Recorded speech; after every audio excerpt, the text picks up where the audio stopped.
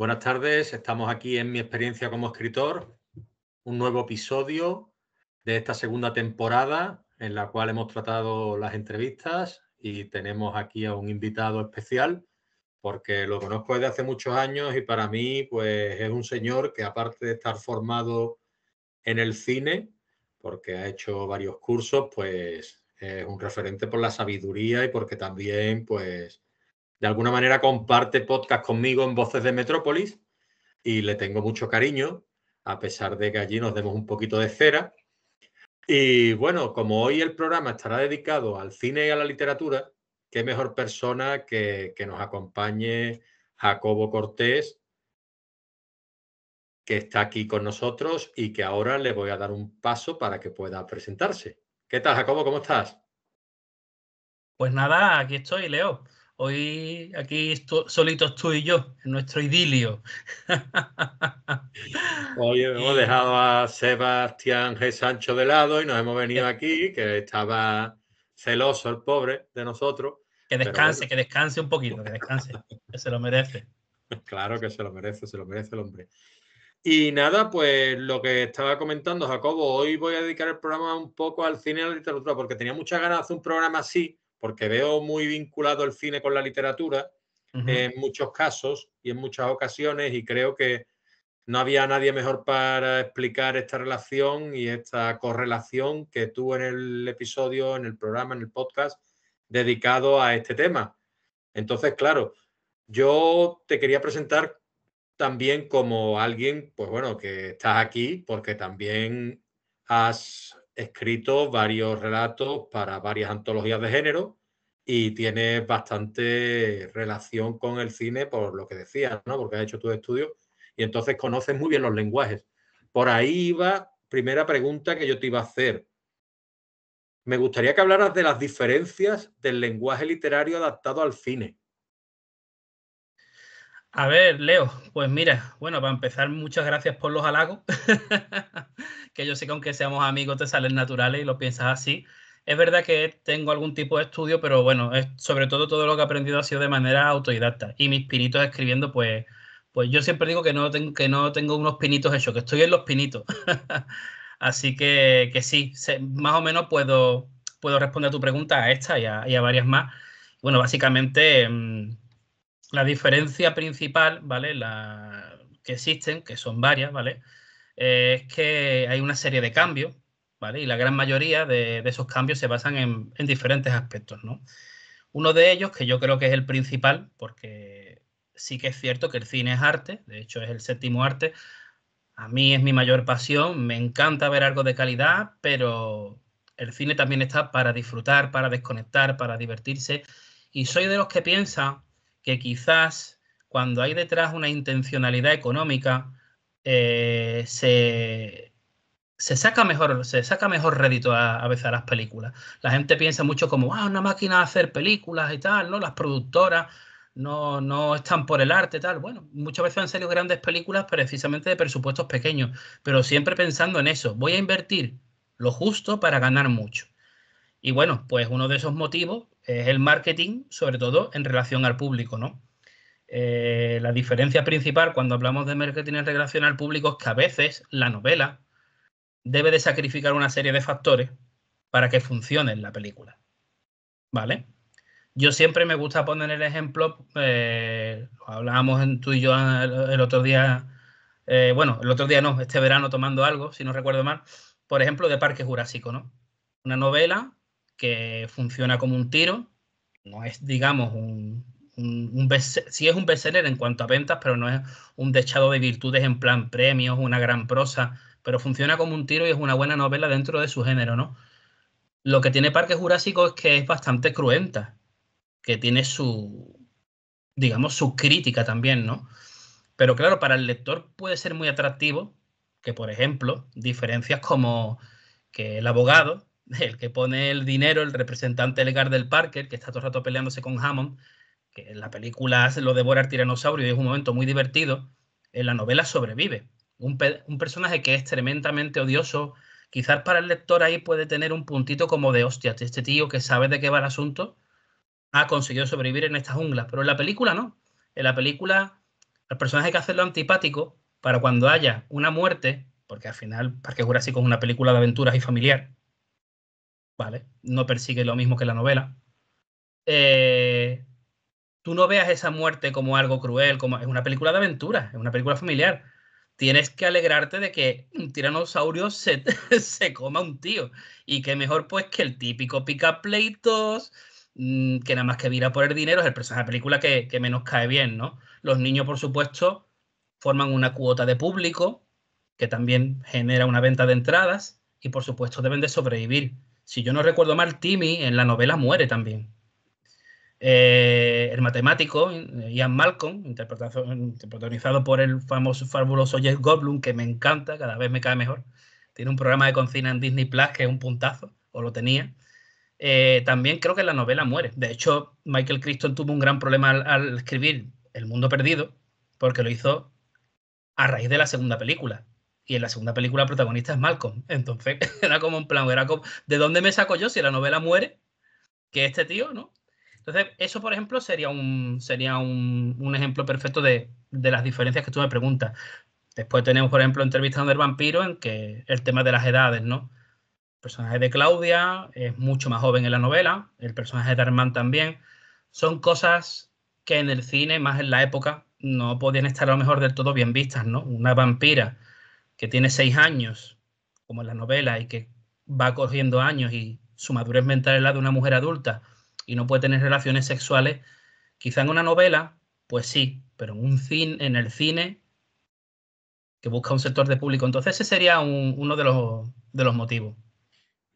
Y claro, hemos hablado muchas veces que algunas novelas con una literatura o una prosa un tanto no destacada, llamémoslo así, sin embargo, al cine se llevan grandes adaptaciones, como puede ser El Padrino o como puede ser Sí, el caso de Jurassic Park que tú estás hablando.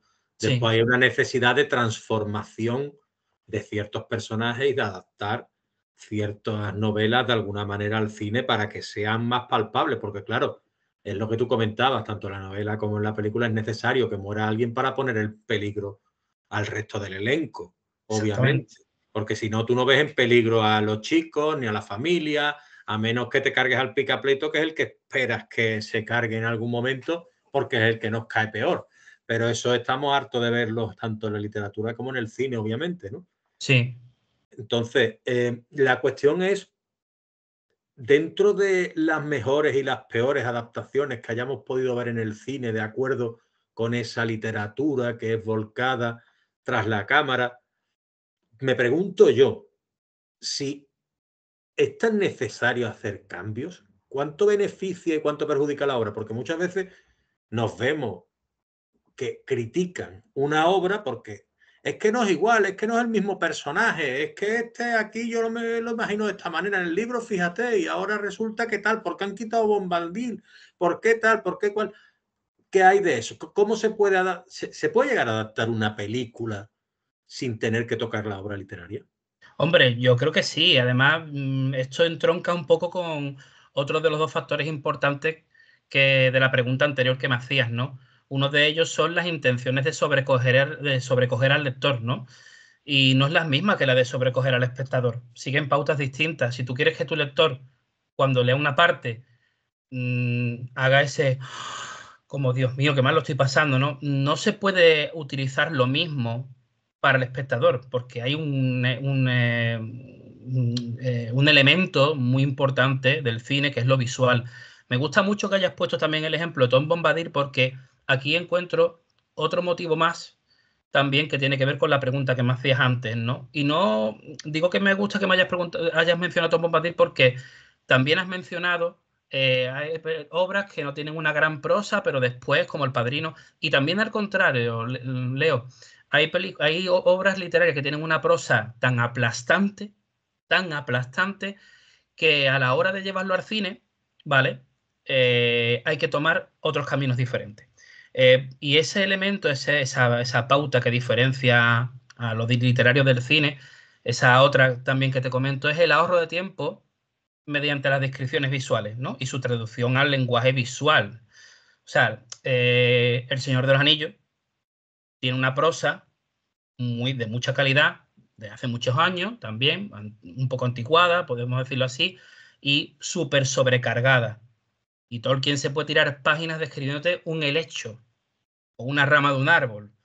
¿Vale? Aquí Peter Jackson lo hizo muy bien porque todo lo que Tolkien describía a nivel visual, eso hay que traducirlo a encuadres, a exteriores, a interiores, al trato que tiene la fotografía, si es más cálida, si es más fría, ¿vale? Entonces, eso es otro elemento más. En cuanto a lo que me decías de si a veces merece la pena o no merece la pena, merece la pena o no merece la pena depende también de los ejemplos, ¿no? Tú hablabas del Padrino y yo, por ejemplo, si me preguntas por adaptaciones mejores y peores, para mí El Padrino entraría claramente en lo que es un mejor resultado a nivel cinematográfico que a nivel literario. No es mal libro, yo me lo leí para cuando grabamos el programa, tú te lo repasaste, que tú, no, tú ya te lo habías leído, Seba también. Y creo que en el programa quedó reflejado que la prosa del Padrino no era tampoco para tirar cohetes, es la historia en sí, cómo estaba desarrollada y sobre todo esa temática familiar, ese enfoque familiar sobre la mafia, ¿no? Eso es lo que le hacía refrescante, pero como libro, eso es lo único que tenía. La película, en cambio, y sobre todo la segunda, bueno, las dos primeras son, bueno, pues todo el mundo lo sabe, ¿no? Son una de las mejores películas de la historia del cine. Y si hablamos de este tema en concreto que menciona, hablando, por ejemplo, de mejores adaptaciones, o sea, mejor película que libro, pues tenemos El Resplandor también. Yo sé que... Sí, El Resplandor es otra que comentábamos nosotros en uno de los episodios de Voces de Metrópolis, que está fuera de... Creo que está fuera de conversación que no hay, ahí no hay diálogo. Es decir, es una película, desde mi punto de vista, como tú decías antes, el adjetivo aplastantemente mejor que la novela, porque la novela, a fin de cuentas, incluso Kubrick, que claro, es que estamos hablando de uno de los más grandes del cine, uno de los directores más grandes del cine, junto a uno de los actores más grandes del cine, que es Jack Nicholson, que hace un papel que puede ser, como bien decías tú, que esté entre los 25 mejores papeles masculinos de la historia del cine, y lo demuestra ahí. Incluso el director se toma la licencia de quitar ciertas cosas, de suprimir ciertas escenas del libro que no aportaban nada o que incluso podían llevarse por las ramas a lo que era la trama principal. Pues claro, cuando tú introduces todos esos elementos que introduce Kubrick de una manera imperial, digámoslo de algún modo, pues se nota que has hecho mejor adaptación que tal. Pasa quizá un poco también con Big Fish, ¿no? Big Fish también puede pasar eso, ¿no? Sí, yo no he llegado a leer la novela, pero sí es verdad que ciertamente a lo mejor la veo más como por lo que sé, ¿no? Como que al nivel de lo que tiene que transmitir es muy difícil, lo transmite muy bien la película. Pero si me preguntarás, por ejemplo, por otra novela, que yo creo que prácticamente nadie se la ha leído y que mejora muchísimo, es Tiburón. Vamos, Tiburón en versión, título auténtico es Mandíbulas, ¿vale? A Tiburón la llamaron aquí, pero Tiburón es una novelucha barata, de bolsillo, de estas de opereta, ¿no? Una novelucha, sí, sí, es una Sí, sí. novelucha. Bueno, Tiburón, yo voy a hacer, Y para además es Tiburón. la típica totalmente de nicho, de la que no esperas nada, que dice, voy a leer esta porque es de un tiburón que está en una playa y que devora gente, ya está. Exactamente, es que yo creo que además a nivel literario, yo me imagino, ese hombre, creo que era Peter Wenkley, cómo tuvo que darle de vueltas para intentar que eso fuera medio atractivo a la hora de leer. Y te voy a poner un ejemplo muy claro de por qué la película es mucho mejor que el libro. Y es una anécdota. Cuando Spielberg rodó Tiburón, todavía él no había hecho prácticamente nada. Había hecho Sugarland Express, había hecho El Diablo sobre Ruedas, que era un telefilm, y él iba constantemente. Spielberg, la gente lo tiene ahora como, la gente no, quizás no lo sabe, la gente más joven sobre todo, pero Spielberg en su época tuvo que currárselo mucho y era un pico y pala. Iba todos los días a Universal, se sentaba en la sala de recepción del director del estudio de Universal y se llevaba ahí todo el día esperando a que el tío le hiciera un hueco, ¿vale? Y en una de esas tantas y tantas tardes que iba y esperaba y esperaba y esperaba, mientras esperaba, allí en la sala de recepción tenían muchos libros tirados por allí de los que Universal tenía los derechos comprados.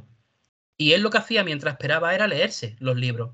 Y mientras estaba esperando a ver si le daban otro capítulo de Colombo o algún telefilm más, le dio tiempo esa tarde, en una tarde se leyó Tiburón. O sea, fíjate cómo sería la novela que se la leyó en una tarde. Y cuando entró al despacho del director de Universal, le dijo, mira, venía a pedirte trabajo, pero no quiero trabajo, quiero hacer esta peli. Y le puso el libro sobre la mesa. Y el tío arqueó una ceja como diciendo, pero si es que esto no sé yo ni lo que es, ¿sabes? Eso está ahí fuera, como en las revistas de las peluquerías, Leonardo, ¿entiendes? Y Eso el estaba ahí trampolín que fuera fue eso, Jacobo. El y trampolín que fue eso. Y fíjate lo que tú estás contando, ¿eh? Estamos hablando de Steven Spielberg sentado ahí, como esperando a que le den trabajo y tal. con Y 26 fíjate añitos por ahí. lo que hay que currárselo para poder estar ahí, porque al final esta gente también han mamado. Eso O por sea, supuesto, por es supuesto. que- Hombre, siempre hay enchufados, pero bueno. Entonces, claro, ese sería otro ejemplo más. Después, a ver, yo creo que también hay términos medios. Creo que hay grandes novelas que han sido adaptadas al cine muy bien. Y tampoco me quiero extender demasiado, porque aquí creo que no hay mucho que comentar, porque no hay grandes diferencias. Diferencia en cuanto a la calidad de ambos productos, ¿vale? Pero El Silencio de los Corderos es un ejemplo de eso. Una gran novela, una gran película. Los Santos Inocentes, sí, sí, Santos Inocentes, impepinable. Unas interpretaciones, una fotografía, el pico del cine español. El sí, pico del cine español. Y una novela increíble. Drácula de Coppola sí. también es una adaptación increíble. Quizás de un libro que vale, que, bueno, no sé ya si la novela de Drácula será tan buena, ¿no? Vista después de tantos años, Para mí es mejor la película también, Jacobo.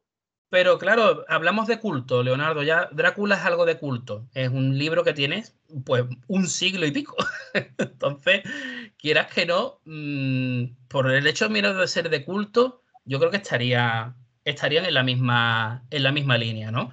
Pero sobre todo, ejemplos como eso, como El Silencio del Cordero, Santo Inocente, demuestran que a veces puedes leer el libro y parecerte maravilloso y la peli también. Bueno, de hecho, con Entrevista con el vampiro me ocurre lo mismo. Creo que es una novela para lo que intenta ofrecer muy buena, muy divertida, muy fresca también. Y al mismo tiempo, pues una película estupenda, ¿no? Pues sí, justamente estoy contigo en todo eso, lo que estás comentando. Ahora me gustaría que hablaras de las peores adaptaciones que has podido tú ver, porque hemos hablado de las buenas, de las 5 o 6 mejores y tal, pero de las peores adaptaciones que has podido ver tú literarias al cine, ¿cuáles puedes mencionarme? Hombre, yo creo que por desgracia hay muchas, ¿no? Pero quizás a lo mejor la gran mayoría sean más que novelas de calidad, novelas que han tenido un resultado de crítica a nivel divertidas, ¿vale? O de venta de bestseller y eso, muy bueno, ¿vale? Y yo, por ejemplo, aquí te diría El Código Da Vinci. Sabemos que no es una gran novela a nivel de prosa, pero consigue lo que se propone. Es un Indiana Jones, pero siendo Indiana Jones todo el rato el profesor de universidad, ¿no? Y te la lees como un tiro, funciona, te diviertes, flipa, te imaginas a Robert Landon como yo en su día me lo imaginaba que era Russell Crowe recién salió de Gladiator, ¿no? Y la película pues es la peste. Para mí, para mí es la peste, total. Ah, ah. La Torre Oscura, por ejemplo, es una saga muy interesante de Stephen King, con un lore, un microuniverso súper desarrollado. Y la película, a pesar de tener a Matthew McConaughey y a Idris Elba, que son dos actorazos, hace agua por todos lados. El juego de Ender también es una novela mitiquísima de la ciencia ficción, ¿vale? Eh, Difícil de adaptar, lo entiendo, pero bueno, más difícil de adaptar es El Señor de los Anillos y si se quiere se puede, ¿no? Y el juego de Sí. Ender, a pesar de tener a mi maravilloso Harrison Ford, que lo adoro con todas mis fuerzas, no hay por dónde cogerla. Lovely Bombs también me parece que es muy floja, la novela es muy fuerte, pega muy fuerte al Sí. corazón, es cruda como la que más y la película pues tiene una fotografía demasiado bonita, demasiado... Entiendo lo que pretende Peter Jackson en este caso, pero no. Te podría decir montones. Guerra Mundial Z, Pero de para ti es una... fallido, vamos. Sí, sí, La- sí. sí. Es que hay realmente, desafortunadamente, hay multitud de películas que se han cargado en muchos casos la novela. Es Sí, decir, sí, sí. ¿qué Sí. dices tú? ¿Cómo has podido hacer esto en el cine? Madre mía, ¿no? Igual que hay Esta, otras que son geniales. Sí, sí. Esta de Guerra Mundial Z, por ejemplo, es de Max Brooks, si no recuerdo mal, que es el hijo de Mel Brooks, que él tiene también una novela que se llama Guía de la Supervivencia Zombie, si no recuerdo mal, lo mismo me estoy equivocando. Y la propuesta que ofrece a nivel de crítica, incluso de sátira, es brutal. Y la película al final, pues, es ver a Brad Pitt ahí en plan molón y la turba esa de zombies haciendo montaña, en fin. Y mira, por cerrarte con un ejemplo que creo que es muy representativo de cómo puede escalar y desescalar una adaptación, yo creo que Harry Potter es un ejemplo perfecto. Tenemos las dos primeras, que están muy bien adaptadas. Tenemos El prisionero de Azkaban, que lo hablamos en un programa hace poco, que es la que mejor adaptada está de todas. Y después ya la cosa empieza un poco, pero la peor es La Orden del Fénix. El quinto libro de Harry Potter tiene unos contenidos y una serie de desarrollo y unos momentos muy, muy adultos. Y la película, pues, hace agua por todos lados. Es que hasta estéticamente es fea.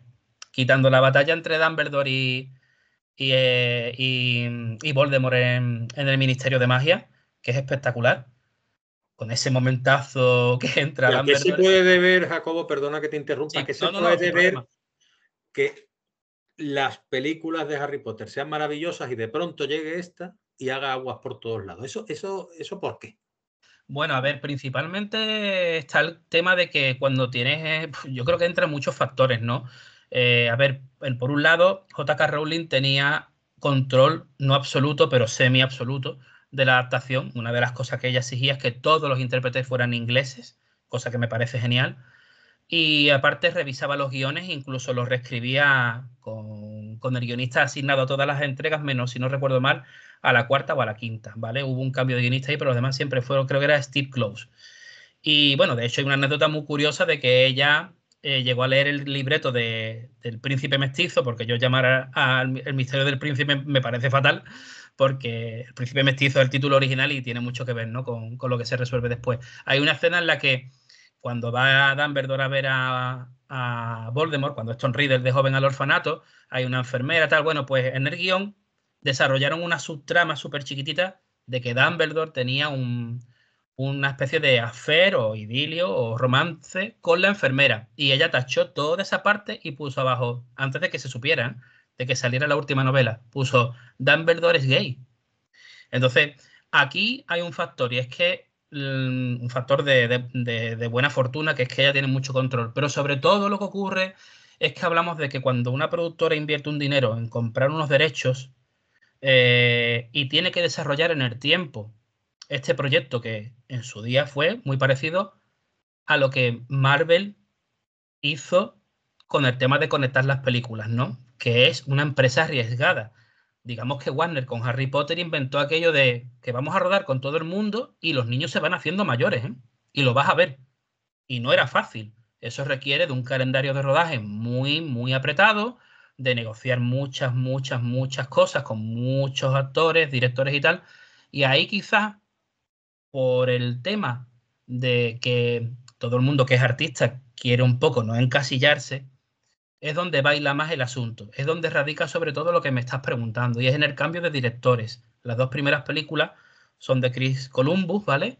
Director de Solo en Casa y tal, que para el trato que tienen las dos primeras novelas, que son las más infantiles, está muy bien. En la tercera la dirige Alfonso Cuarón, ¿vale?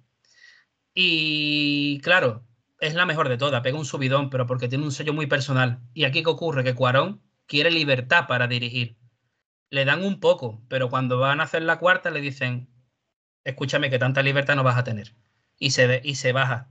Y entonces la productora tiene que buscar un sustituto rápido, ¿vale? Y Claro. para la Orden del Fénix, perdón, para el Cáliz de Fuego, contratan a Mike Newell, que es un director británico que más o menos pues, tiene su renombre, es un buen artesano, como digo yo. Y aunque no tiene control absoluto sobre el tema, pero bueno, no sale una mala peli, la verdad. Está bastante bien. ¿Qué ocurre? Warner empieza a ver cuánto cuestan las películas y cuánto recaudan. Y ya saben que tienen que... Le están sacando dinero, pero saben que le pueden sacar mucho, mucho, mucho, mucho, mucho más.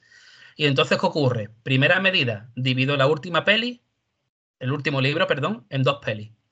Segunda medida más importante, me voy a traer a un director, pues como solemos decir en Cádiz, de los 20 duros, de todo a un euro, ¿vale? y se trae a David Yates, que es un tío que viene a hacer capítulos normalitos de series secundarias de la BBC y poco más. Y ahí es donde está el tema. Existe un cambio en la dirección, existe un cambio ahorrar dinero, Leo, es lo que ocurre. Claro, el Básicamente, money, ¿no? Como diría más Majo. O sea, no tiene más. exactamente. Y a raíz de ahí tú estás hipotecando la artesanía que se ha visto anteriormente en las entregas. Ya sabes que la gente va a ir a ver las películas porque ya está enganchado a la saga. Y de hecho, eso ocurrió también con Crepúsculo. Dijeron, escucha, que de esto se aburre la gente prontito. Vamos rápido, todas las pelis una detrás de otra y a lo barato, ¿eh? A saldo. A Vale. saldo total. Entonces, eso es sobre todo lo que tiene que ver con el declive un poco, porque hay que reconocer que para mí también al Príncipe Mestizo de la película le ocurre muy parecido a la Orden del Fénix, hay un bajón muy grande de calidad, pero bueno, en cambio la última entrega remonta, pero remonta porque el libro es brutal y es además el desenlace de todo, ¿no? Es que a quién no le puede gustar eso, Hombre, ¿sabes? claro, es que los finales siempre tienen que ser buenos para que se recuerden. Ujú, exactamente. Ahora vamos a otra pregunta, que esta ya yo ando un poco más pez y necesito tu ayuda para que nos lo arregle un poco, me lo arregle a mí también, que es, ¿qué distintos sistemas de escritura hay en el proceso de crear una película a través de una novela? Bueno, el proceso creativo de escritura en la novela se va, lo ha dicho muchas veces en los programas, ¿no? Estar de brújula y estar de mapa, ¿no? Y de ahí no nos salimos, ¿no? En la literatura, hombre, habrá quien se reinvente un poco o se quiera deconstruir para volver a construirse como hacía, en paz descanse Lynch con su cine, ¿no? Pero poco más. La literatura tiene sota y caballo. El rey está caí, caí. En cambio, el tema de la escritura en el cine sigue unos parámetros bastante diferentes, ¿no? Primero, hay que empezar porque el guión, que es la parte escrita del cine, el guión se divide en dos tipos, el guión literario y el guión técnico, ¿vale? Y cada cual tiene su proceso y sus distintos paradigmas. ¿Qué tiene el guión literario que hay que seguir a pie juntillas? Bueno, pues un resumen detallado de toda la trama, con spoiler, como cuando las editoriales no te piden que le pongas, le mandas un manuscrito y te ponen lo de desarrollame todo hasta con spoilers, ¿no? Y es así, no hace falta prosa ninguna, simplemente tienes que contar la peli entera. Si cogemos Regreso al Futuro, empieza pues un chico, se levanta por la mañana, llega tarde al colegio, va a ver a su amigo que es un científico, todo detallado, hasta el final. Ese es el guión literario, no tiene más, ¿vale? Ese es el que muchas veces vende el proyecto, el que el productor lo ve y dice, esto tiene buena pinta. Y después está el técnico. El guión técnico sí sigue unos paradigmas más complicados o más complejos, mejor dicho, porque se rige por unos parámetros que son necesarios para los miembros del equipo, ¿vale? El que ilumina la escena, el cámara, la script también que le dice a los actores cómo deben de ir, quién señala en el suelo, la de vestuario, o el de vestuario, la de maquillaje o el de maquillaje, y por supuesto actores, director de fotografía, director y tal. Incluso hasta a veces el compositor de la banda sonora necesita una serie de detalles, pero quizás el que menos. ¿Qué detalles son esos? Pues, digamos, unos sistemas de medición. ¿M? Unos sistemas de medición. Sobre todo, por ejemplo, en el guión está el básico, que es el de relacionar el número aproximado de páginas con el del metraje. Si un guión tiene 120 páginas, aproximadamente durará 120 minutos, 115. Eso es una cosa que comentaste en el podcast y yo yo lo desconocía y me fui a los guiones que tengo de Rocky, que lo comentábamos también, Sí, y me puse a mirar y por curiosidad, digo, a ver mi amigo Jacobo si me la está pegando aquí, que estaba seguro de que no, pero sí que es verdad que tenía 148 páginas a unos 145 minutos, sí, y decías tú, es que más o menos sí. coincide, más o menos, claro, Es obviamente. una regla matemática no exacta, pero ahí está. Pero bueno, quizá eso sea lo de menos, sobre todo los parámetros que necesitan los miembros del equipo y lo que más peluseo, como decimos un Cádiz, tiene el guión técnico es que hay que hacerlo muy detallado. Cuando empiezas arriba tienes que explicar, tienes que escribir qué número de escena es, tienes que escribir si es en interior o en exterior, tienes que poner si es de día o de noche, ¿vale? Incluso a veces tienes que poner con qué lente o qué encuadre se va a grabar, aunque a veces eso generalmente va en el storyboard, y después tienes que dar la descripción entera de la escena, ¿vale? Si vamos a poner de ejemplo Rocky, ahora que lo has dicho, ¿no?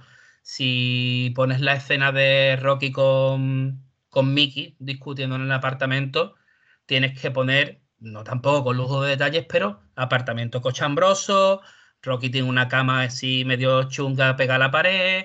Y todo eso lo desarrolla el director después como lo cree conveniente. Sí, porque si tú tienes el guión de Rocky y le has hecho un vistazo, verás que seguro que habrá cambios. Yo he llegado a leerme el guión de Regreso al Futuro, una película que he visto innumerables veces y hay muchos cambios. Después sobre el libreto, el director puede decidir bastantes cambios, pero lo básico siempre viene en la escena y en este caso, Sí, pues... es verdad, es verdad. Lo básico, es- yo me leí los guiones de Rocky y vi ciertas licencias en la película. Claro, hay matices, pero seguro que te venía pues que Mickey iba con el pelo medio tal, que si el sombrero Sí, que sí, lleva es cutrecillo, y sí. te explica también un poco los sentimientos, cómo está uno, cómo está el otro, y cuando terminas con ese párrafo, entonces viene una línea de diálogo. Y incluso si en la línea de diálogo hay que poner entre paréntesis, lo dice malhumorado, o lo dice con los ojos Exacto, encharcados, exacto, ¿vale? exacto, muy Entonces, bien, muy bien. el guión técnico tiene mucho de detallista, pero al mismo tiempo es muy cruel porque puede quedar muy descartado. El director lo puede leer y puede ser un guión digno de un Oscar o de lo que tú quieras, y después el director puede hacer con eso lo que le dé la gana, porque no sé si eh, la gente que nos va a escuchar lo sabrá o no, me imagino que algunos sí, otros no, pero en un rodaje el director puede exigir en el contrato que el guionista no esté presente. Al guionista se le puede vetar de un rodaje. A ti se te ha pagado por el guión, tú ya has cobrado Ya está. y Hasta aquí tus llega ínfulas, tu potestad. exactamente, tus ínfulas creativas aquí no tienen nada que ver. El director hará lo que le dé la gana. Claro. Es un Ya, poco ya injusto, si es pero un guionista de postín grande y tal, ya se puede exigir antes de vender el guión. Una vez que lo venda, fuera, ¿no? normalmente se da más el caso de que el guionista y el director sean amigos y lo hayan escrito a dos pares de manos que Mm, eso, ¿vale? Eso claro. sería como darle corte final al guionista y eso ya es difícil que un director tenga corte final. El Final Pues Cut, que es que él decide sobre cómo termina siendo la película que se va a estrenar, cuando la mayoría de las veces, puedo aseguraros que el 80% de las veces lo elige la productora porque es la que ha puesto el dinero.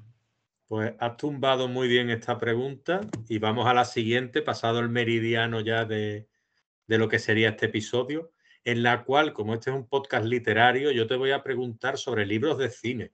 Algunos libros más técnicos, algunas que puedan ser películas novelizadas o incluso biografías. ¿Tú cuáles recomendarías o cuáles te han llamado a ti más la atención?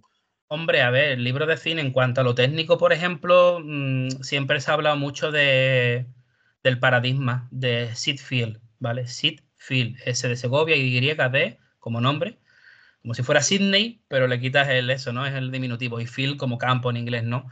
Y bueno, es un muy técnico, es verdad, quizás está un poco desfasadillo, pero te viene mucho eso de los detallitos de tantas páginas, tantos minutos.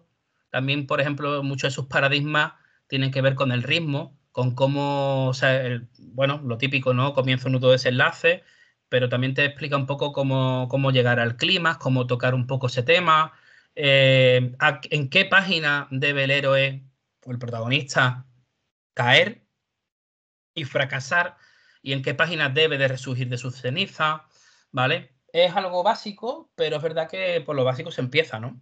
Y ahí me vuelves a hablar del relato del héroe. Claro, sí, sí, sí, sí, sí, sí, sí. Y de hecho en este libro, yo me lo leí en su día, te viene como ejemplo Rocky, te viene como ejemplo Luke Skywalker, ¿vale? Te viene incluso En busca del arca perdida. Toca todos los palos. Pero claro, después esto es un poco para empezar, ¿no? Después sabemos que hay muchos guiones que no tienen nada que ver con Caminos del Héroe, ni que hay drama, hay terror, y tienen sus propias reglas, ¿no? El cine de terror tiene sus propias reglas. De hecho, el primer programa que grabamos era sobre los diferentes tipos de cine de terror, que si el más moderno, que si el slasher, que si, pues cada Exacto. uno tiene sus propias reglas y el drama tiene sus propias reglas y el melodrama tiene sus propias reglas. Entonces, este libro no te explica todo eso, pero sí te da unas pautas muy básicas, ¿no? Después hay otro también de Robert McKee, que después voy a volver a mencionarlo más Me lo he adelante. leído, me he leído varios libros de este hombre y la verdad es que es un referente total, ¿eh? Robert McKee es un personaje, y además hablaremos ahora de ello. Muy Por otro tema. recomendable todo lo que escribe. Sí, sí, y él tiene eso, es un libro que se llama El guión de Robert McKee, ¿vale? O sea que son más o menos los básicos, pero de ahí en adelante hay bastantes más. Después, en cuanto a películas novelizadas, Leo, yo creo que es una cosa que tuvo su momento. En los 80 y en los 90 era súper típico ver las novelizaciones, yo qué sé, de Marea Roja, porque si no recuerdo mal, no estaba basado en una novela, a lo mejor me equivoco.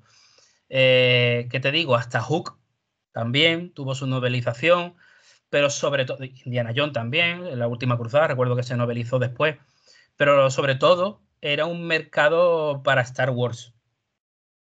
Era un mercado para Star Wars. Tenía, a raíz de la novelización de las 3 primeras originales, del episodio 4, 5 y 6, se empieza a novelizar un montón de cosas que después pues han dejado de ser canon o lo mismo pues se tuvieron en cuenta. Hay novelas de finales de los 80, primeros de los 90 que explican lo que ocurre en el episodio 1, 2 y 3 y después Lucas eso no lo utilizó. Entonces era tuvo su época. A día de hoy yo no creo que haya novelizaciones de películas como las había antes, desde luego. Y en cuanto a biografías, pues, ¿qué te puedo decir? Biografías, hay documentales muy buenos. Yo he visto uno de Arthur Miller buenísimo y hay muchísimos documentales interesantes que hacer y me parece que, claro, sobre biografías por la de Truman Capote es una pedazo de película, ¿no? Pero bueno, hablando de libros, ¿cuáles recomendarías tú si tienes alguna en mente? Yo voy a salir al paso un poco a esta pregunta que me dices, porque hay un montón. Sé que hay uno de Lynch que se llama Sueño o Vida o algo así, que es precioso, ¿vale? Tim Burton también tiene algunos divertidos, pero antes de recomendaros algunos, prefiero hacer una puntualización muy curiosa para que la gente la tenga en cuenta a la hora de elegir y creo que es más interesante. Porque las biografías de directores, de actores, de músicos, muchas veces la gente dice, bueno, pues de Elvis, pues claro, a toro pasado, ya el hombre lleva muerto un montón de tiempo, ¿no? Tal, de Hitchcock, ¿no? Que hay también un montón, ¿no? Hitchcock tenía aquel, bueno, yo creo que es de lectura obligada para quien le guste el cine, la famosa entrevista con François Truffaut, Sí. que es un libro entero, que es una entrevista entre ellos dos, donde él le explica lo que es el MacGuffin, donde le explica cómo creó el suspense, ¿no? Que decía, el suspense es que usted y yo estamos hablando, debajo de esta mesa hay una bomba, ¿vale? El público lo sabe, pero usted y yo no sabemos que hay una bomba. Bueno, pues todo eso viene en ese libro de entrevistas, pero creo que me resulta más interesante recomendar que la gente sepa diferenciar entre dos tipos de biografías que existen. Las autorizadas, que son las que están escritas o supervisadas por la propia estrella, por llamarlo de alguna manera, y las no autorizadas. Que no autorizadas no significa que si la escribe te va a denunciar el tío. Una interesante cuestión, claro, no te va a denunciar a menos que tú vayas, denigres a la persona o hables mal de la persona, pues puede ser que te denuncie, pero ¿cuántas biografías no autorizadas hay de autores y de cineastas y de todo? O volvemos a lo mismo, me puedo esperar que te mueras y a que no tengas descendiente, que le importes un bledo y yo escribo tu autografía no autorizada, ¿no? Tu biografía no autorizada. Yo creo, de hecho, que de Spielberg no hay ninguna autorizada, pero claro, entre comillas, ¿no? A él no le importa en ningún momento que hablen de él mientras haya un respeto. Y creo que además, por eso, entre otras cosas, pues yo porque creo que sí que lo hizo porque realmente le parecía interesante contarlo, Spielberg creo que dirigió y creó la película de Los Fabelman, que es sobre sus padres. Y yo creo que un poco para adelantarse un poco a eso, ¿no? En plan de todavía nadie ha tocado este tema, que es soy el rey Midas de Hollywood, estoy súper bien visto, todo el mundo me quiere un montón, tal como la figura de Stan Lee, ¿no? Que era súper querida, no, poca gente puede odiar a Sí. Spielberg. Y yo creo que diría, bueno, si tengo trapos sucios, que realmente no lo son, ¿no? La vida suya y se acabó. El tío fue inteligente y sacó la película antes de que nadie dijera nada, ¿no? Entonces yo creo que es más interesante eso, Leo, que la gente elija según le apetezca o algo más técnico, dicho por la verdadera persona, pero ahí lo mismo, hay información sesgada, o si el lector o la lectora es más morboso, morbosa, tire para lo no autorizado. Muy bien, yo creo que también muchas veces también te cuentas cosas diferentes aunque no sean tan fiables, Sí, por entiendo yo. supuesto. Eso es lo que ocurre, ¿no? Que nos entramos ya casi como haciendo un símil, no tiene nada que ver, pero casi la fake news, ¿no? Es decir, ¿qué es lo real y qué es lo que está en la mente de este hombre o de quién le ha dado esta información o de dónde la ha recogido, ¿no? Entonces, perfecto, dejamos otra pregunta atrás y ahora voy a películas que dentro del contexto literario podríamos decir que se hable del proceso de escritura o que cuente la historia de cómo se escribió una novela famosa o sobre personajes literarios famosos. Ahora tenemos una muy reciente que es La ballena, ¿no? Que nos habla de un Sí, profesor de escritura que está tras la pantalla y que no se muestra porque dice que la cámara está estropeada y demás, y que es una crítica brutal a nuestra sociedad y a todo lo que es el acoso y todo lo demás, o incluso te habla un poco también de la depresión y de los procesos mentales por los que puede pasar alguien que haya tenido algún tipo de trauma o que haya vivido alguna vivencia que haga que no sea capaz de enfrentarse a ciertas situaciones y que necesite pues ayuda, ¿no? Entonces yo dejo esa sobre la mesa, La ballena, y te dejo a ti que me puedas hablar sobre otras más. a mí la verdad es que lo de la ballena me partió el corazón. Yo creo que si ya hay gente que me ha escuchado en voces hablar mucho, saben que No soy está súper menos, ¿eh? No sensible. está menos. Y encima protagonizada por Brendan Fraser, que vivió algo parecido o similar a lo que está representando en la película, Sí, pues claro, es que se me ponen los vellos de punta porque es que, claro, ese hombre lo interpreta con el corazón sí, totalmente. sí, sí. Además, bueno, la ovación que le dedicaron, no sé si fue en Cannes o en el Festival de Venecia, 7 minutos de pie, el tío llorando como una magdalena. Y sí es verdad que no es exactamente igual, pero a él lo que le ocurrió es que cuando era un tío guapete y joven, hubo un productor de cine que lo acosaba, básicamente sexualmente lo acosaba a saco, lo tenía completamente amargado y acabó prácticamente con su carrera. Por suerte, Brendan Fraser los tiene cuadrados, ¿no? Los tiene cuadrados de adamantium y vibranium. Uno lo tiene de uno, otro lo tiene de otro. Y ha sacado para adelante esa pedazo de interpretación. Y además muy bonito porque cuando empiezas con la película, crees que un poco es eso, ¿no? Que es la gordura, qué tal, y después ves detrás que lo que ha sufrido el tío, que porque ha entrado en esa depresión y en ese bucle de comer, es porque su hija no lo rechazó, porque él descubrió su homosexualidad y la exmujer no lo acepta. Una película dura, pero necesaria. Como esa, pues mira, aparte muy parecida, ¿no, Leo? Descubriendo a Forrester, una de las últimas películas brutales de Qué Sean buena Connery. película, tío. Qué buena Y, película. Y que me gusta a mí ese tipo de películas en las cuales sí, alguien amargado o alguien que sí, volvemos otra vez a lo mismo. Es decir, el alguien que profesor la Gruñón vida, que hemos tenido todos. claro, y que la vida a lo mejor no se ha portado tan bien con esa persona y que al final pues ha decidido pues un enclaustramiento para defenderse de la sociedad y demás. Y qué bien llevada está a cabo con ese personaje. Los dos hacen un papelón tremendo, ¿eh? Brutal, brutal. Y además me gusta, por ejemplo, conecta mucho con lo de la bañera porque lo que le ocurre al personaje de Connery es que es agorafóbico. De hecho, y en la escena esa en la que sale a la calle porque se lo pide. Y después el otro tema que toca mucho es el de las clases sociales, ¿no? El chico es afroamericano, de familia medio humilde tal. ¿Por qué va a ser buen escritor? Pues por como pasa con Indomable Will Hunting. ¿Qué pasa? Que porque viene de una familia chunga, que el padre ha abusado de él, que lo que sea, el tío no es un genio. Entonces, esa lucha de élites dentro del mundo de la escritura, que tú y yo y mucha gente sabemos que es verdad, que hay gente que, bueno, no sé, que se cree que ha inventado la panacea porque escribe una historia, En todos pues los sí, sectores, creo yo, ¿no? sí, sí, Que sí, nos pero en el creemos mundo de la muchas veces. escritura sabemos que es así, ¿no? Que hay mucha gente Sí, muy sí, sí, engreída, como en todo, por supuesto, como sí. en todo. Y aquí el rollo Yo es un poco ese, ¿no? me he encontrado con gente muy humilde y tengo Por la supuesto. posibilidad y tengo la oportunidad de hablar de muchísimos de ellos que son muy humildes, pero por contra, también, evidentemente, como en todos los sectores, hay mucha gente que es inaccesible porque quiere, o incluso ha llegado un momento que ha creado, como tú estás diciendo, una obra un poco mejor y se creen ahora, pues, que tal, ¿no? Pues Ujú, sí, sí, ujú. es así como dices. Y ahora que decías tú de que hablamos de Descubriendo a Forrester y tú mencionabas la de la ballena, son películas además que hablan de escritores que no han existido, ¿no? Y me gusta mucho ese concepto, tío, porque tenemos, por ejemplo, también el escritor, interpretada por Ewan McGregor Sí, con Pierce sí, Brosnan, que en inglés es el escritor fantasma, que es sí, muchísimo más guay el título. sí, mucho, Entra mucho más. dentro, eso es una película de espionaje y entra dentro de lo mismo. Es el mundo de la escritura, pero desde lo ficticio, ¿no? Bueno, Cuenta conmigo de Stephen King, la vida de los pibes y tal y cual. Sí, es un poquito autobiográfica, como todo lo de King, porque es de su juventud, bla, bla, pero bueno, al final es lo mismo. Un escritor que realmente no existe, ¿no?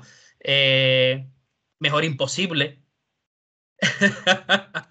También, Qué gran ¿no? película, También, madre mía. no, Y yo no, no me son... acordaba que él era escritor, no me acordaba, tío. Sí, sí, sí, Me sí, lo sí, sí. me acabas de abrir un archivo oculto de estos del Windows 98 ahí. Y volvemos a lo mismo, ¿no? Con lo de la ballena y con lo de Forrester. Es una persona que lo que tiene es la enfermedad esta de que es no sé cuánto compulsivo, ¿no? ¿Cómo se Sí, decía? sí, sí, sí, un TOC, vamos, digámoslo así, Sí, es se lava las manos maníaco compulsivo, constantemente. puede ser, ¿no? Exactamente, algo así es. Cuando saca a pasear el perrito, Sí. va Todas con lo de las las losas que tiene que baldosas. ir saltando, las baldosas, Y tal, sí sí, puede sí, sí, tener sí. un toque también a lo mejor de algún tipo de trastorno autista o parecido, ¿no? Y son personajes que realmente no han existido, pero que son grandes ejemplos, ¿no? Bueno, yo siempre me quedo con Mejor Imposible, la parte que más me gusta, porque el tío es odioso, pero es odioso porque realmente tiene eso, tiene ese trastorno de que le cuesta socializar y por eso es tan borde, pero el tío no lo hace queriendo, ¿no? Cuando presenta a la camarera y al vecino, lo Sí, dice, ¿no? Dice, Simon, ella es la camarera. Este es el maricón, ¿no? Le dice, o sea, que suena muy feo, pero realmente es así en la peli, ¿no? Entonces, son películas, En la boca del miedo también es una película de terror que me encanta y que es que es una se muy basa mucho. buena película, ¿eh? Y esta estamos hablando de finales de los 80, ¿no? No, es mediados de los 90 y es de lo último bueno de Carpenter. Y es básicamente toda la literatura de Lovecraft, pero me invento que el escritor tiene como un poder demoníaco, ¿no? Que es muy parecido a poder tener el Necronomicon y tal, con esa maravillosa escena en la que para encontrar el mapa del pueblo, el tío recorta a San Neil, recorta todas las portadas y la junta y parece un mapa. Como podéis ver, todos los que nos estáis escuchando, eh, son diferentes géneros todas las que hemos mencionado, pero todas tocan el tema de la escritura. Ahora, también tenemos películas biográficas que sí tocan temas de escritores o de escritoras que sí han existido. Como por ejemplo, una de las más recientes, la de Tolkien, ¿no? No sé si Sí, tú la has sí, llegado a sí. ver, León. No, no, esta no la he llegado a ver. Esta me has hablado tú de ella, pero no la he llegado a ver. Está bastante bien, no es nada del otro mundo, pero bueno, la gente piensa un poco que era como el proceso creativo del Hobbit o del Señor de los Anillos, y realmente no es así. Es sobre todo contar que Tolkien fue uno de los pocos supervivientes de un grupo de amigos que tenía de la Primera Guerra Mundial y cómo eso a él le influyó a la hora de mostrar en el mundo del Señor de los Anillos el bien y el mal, ¿no? Eh, Otra película también muy interesante es Las Horas. ¿Mm? Sobre todo porque Nicole Kidman Sí. hace de Virginia Woolf, Mm, un papel muy bueno. También es una gran película sobre escritores o escritoras que han existido. Truman Capote, la mencionabas tú antes también. sí. ¿Eh? Otra que tengo yo que me gustó mucho y que no es tan reconocida o tan conocida, pero se llevó un premio Goya a la mejor película, o por lo menos yo no la conocía, que es la de La librería, que está ambientada en Inglaterra Sí, y que es muy buena película de Isabel Coixet. Yo no sí, la sí, sí, sí. conocía, yo me la encontré ahí en una de las plataformas más importantes y dije, ay, pues la voy a ver. Y me gustó, me satisfizo bastante. Sí, básicamente hay de todo, ¿no? O sea, muchas películas son muy desconocidas, ¿no? Hasta incluso cuando un director o una directora es famoso, tiene pelis un poquito más desconocidas, ¿no? Por ejemplo, te voy a poner un referente además que tiene que ver mucho con la calidad de la escritura, ¿no? Que es Woody Allen, que escribe los guiones como hace una panadería barras de pan y la mayoría son Sí, enormemente buenos. Y claro, cuando la gente piensa en Woody Allen, piensa en Annie Hall, piensa en Bala sobre Broadway, piensa en Manhattan, tiene mucho que ver también con el proceso de escritura, pero en cambio a lo mejor no piensa demasiado en una de las más recientes que tiene, que es Medianoche en París. Y Medianoche en París, curiosamente, es como ficcionar o imaginarse un crossover a lo Marvel en el que en una línea temporal, de cierta manera, se cruzan personajes famosos de la literatura. Creo que uno de ellos es Hemingway y hay dos más que ahora no recuerdo, pero ahí están juntos viviendo unas cosas. De hecho, yo sé que el personaje principal va a una especie de bar y allí están todos. Entonces, pues también es una manera curiosa de meter personajes reales, ¿no? Shakespeare in Love también es una película que al fin te habla de Shakespeare, Está pero muy en bien. sí, Oscar. sí, sí, en Oscar tono de quizás no comedia. merecido ese año desde mi punto de vista, pero Oscar. No, a mí me gusta porque también habla mucho sobre el teatro, sobre cómo era la época. En fin, es una película romántica, pero cogiendo a Shakespeare de fondo, que fue creador de Romeo y Julieta, ¿no? O sea, está muy bien, es muy interesante. Está muy bien tratada. Está muy bien tratada la Sí, película. La película está muy bien. Yo la vi en el cine y la verdad es que me cautivó. sí, a mí me gustó mucho también, Me me gustó gustó mucho mucho. también. O sea que de esto siempre hay. De Adaptation, por ejemplo, antes te decía que iba a volver a sacar a Robert McKee. Adaptation es una película sobre Andy Kaufman. Perdón, no sé si es Andy Kaufman, no, Andy Kaufman es el personaje de Jim Carrey en la película esta de Man on the Moon. Larry Kaufman creo que es un guionista muy famoso de Estados Unidos que también eh, es, digamos, escritor. Y el tío, pues, tiene un montón de neuras del copón en su vida real, ¿vale? Creo que es, si no recuerdo mal, es guionista, para que os hagáis una idea un poco, de cómo ser John Malkovich, ¿vale? Una película muy Uf, paranoia. sí, sí, sí, sí, pero está muy bien. Sí, entonces este tío tiene una creatividad muy... Bueno, pues la película, que está al mismo tiempo basada en una novela, va sobre él. Es que el Ujú, protagonista es él en la vida real, que ujú. tiene un hermano gemelo, que realmente no lo tiene en la vida real, que le Sí, hace mucho la puñeta y es como la teoría del super yo, ¿no? El que le va todo bien y al que le va todo mal. Y hay una escena de Nicolas Cage en la que se encuentra a Brian Cox, el actor Brian Cox, en un bar, charlan, y Brian Cox hace de Robert McKee, el profesor de guión. Y lo muestran como, pues, como un profesor cascarrabia. Bueno, es que por lo visto es así. Entonces, también habla sobre el proceso de escritores, de guionistas, sacan a gente que existe de verdad, pero de una manera súper, súper rocambolesca, ¿no? Y hasta incluso esto está tan de moda, o sea, siempre ha estado de moda, quiero decir, ¿no? Es una cosa es una fórmula que siempre funciona, hacer películas sobre escritores y escritoras famosos, que de hecho Amenábar actualmente está terminando el rodaje de El Cautivo.